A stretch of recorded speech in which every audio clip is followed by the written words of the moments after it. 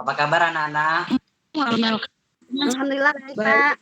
Mau baca mana? Alhamdulillah. Nanti ya.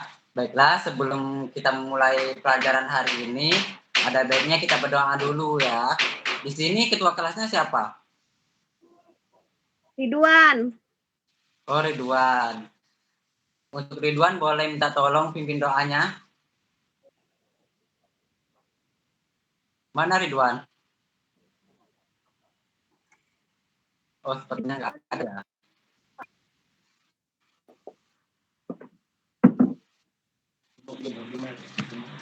Ada yang bisa mewakili? Sepertinya Ridwan nggak ada. Pak.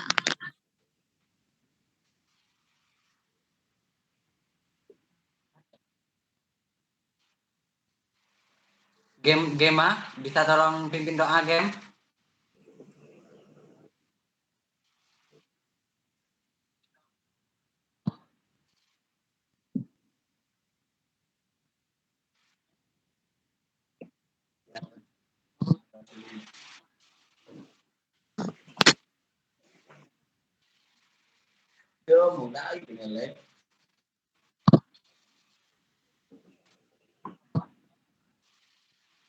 Alhamdulillah. Langsung saja ya anak-anak. Oh iya, sebelumnya Bapak mau absen dulu ya. Di sini siapa yang nggak hadir?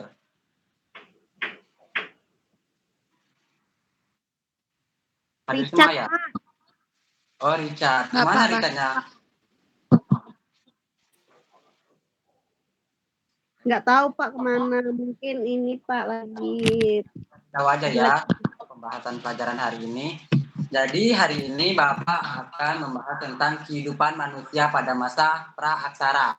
Nah, sebelumnya Bapak mau nanya dulu nih, apa itu praaksara? Ada yang tahu? Yang tahu bisa tunjukkan.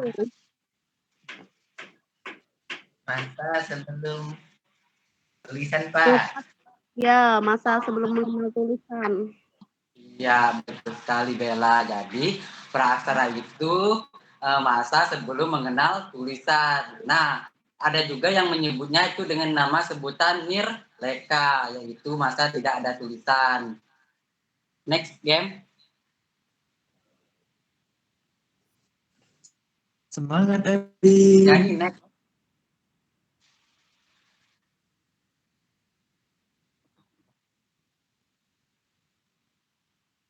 Nah, kehidupan manusia praaksara adalah kehidupan pada masa di mana catatan sejarah tertulis itu belum ada. Masa praaksara juga disebut juga masa praaksara atau nirleka. Nah, masa praaksara adalah zaman sebelum ditemukan tulisan atau zaman sebelum manusia mengenal tulisan.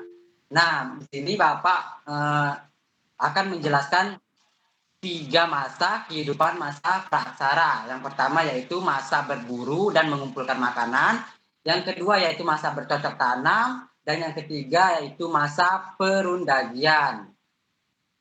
Lanjut, next.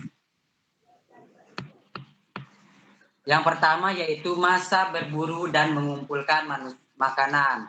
Nah, manusia purba pada masa ini selalu berpindah-pindah atau biasa disebut dengan nomaden karena tidak punya tempat tinggal tetap. Untuk mencari tempat-tempat yang menyediakan makanan, manusia purba mengumpulkan makanan yang tersedia di alam tanpa mengolah atau menanam lebih dulu.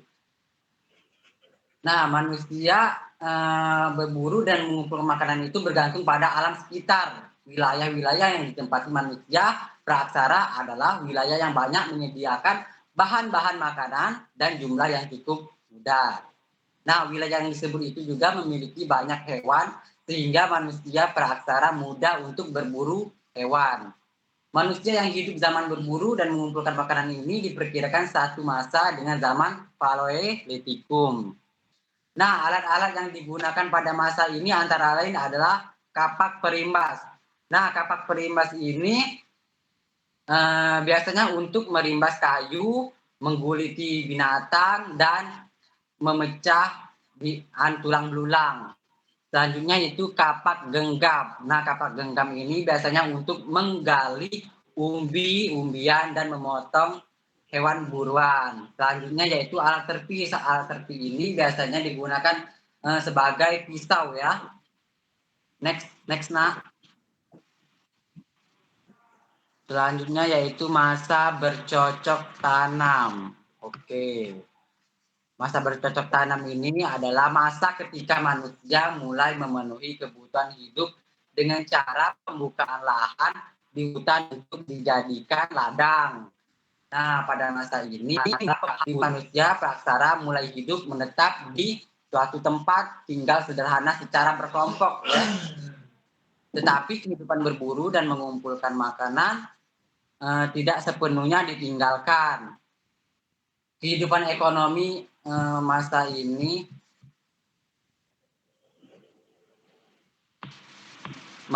sangat penting dalam sejarah perkembangan masyarakat karena terdapat beberapa penemuan baru seperti penguasaan sumber-sumber alam, memelihara tumbuhan dan hewan.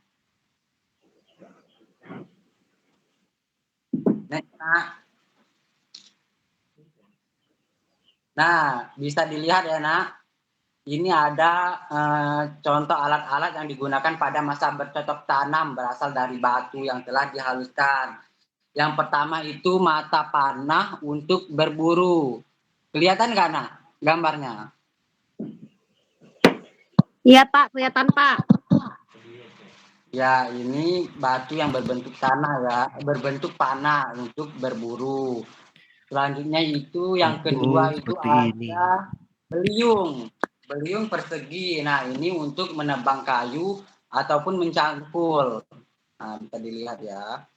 Yang ketiga yaitu barang pecah belah dari tanah liat atau biasa disebut dengan gerabah. Pernah lihat enggak gerabah itu?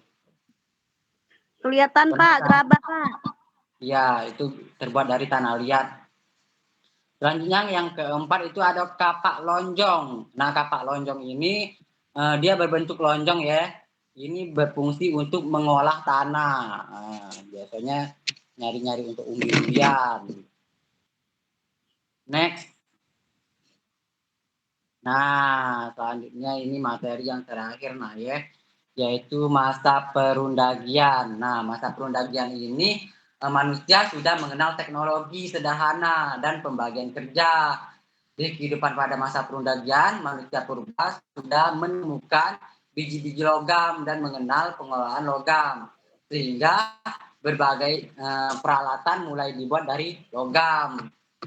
Pertukaran dan pengecoran logam seperti perunggu, tembaga, besi. Nah, dia itu untuk membuat barang-barang kebutuhan rumah tangga yang diperlukan dalam kehidupan sehari-hari.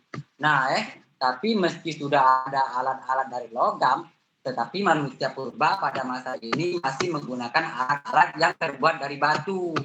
Akan tetapi penggunaan bahan logam tidak tersebut luas sebagaimana penggunaan bahan batu karena persediaan logam masih terbatas. Jadi persediaan logam pada zaman waktu itu dulu masih terbatas juga.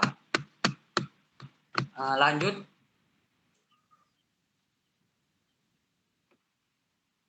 Nah, sudah selesai ya pembahasan Bapak hari ini. Selanjutnya di sini ada yang nak nanya udah? Nak nanya Bapak. Ya, silakan siapa? Bella ya? Bella nanya apa? Bella izin bertanya Pak. Ya, silakan nak. Ini Pak, pada masa masa itu belum mengenal tulisan. Nah, apakah pada masa itu orang zaman praaksara itu mempercayai keberadaan Tuhan atau apa? Dan dia menyembah apa Pak?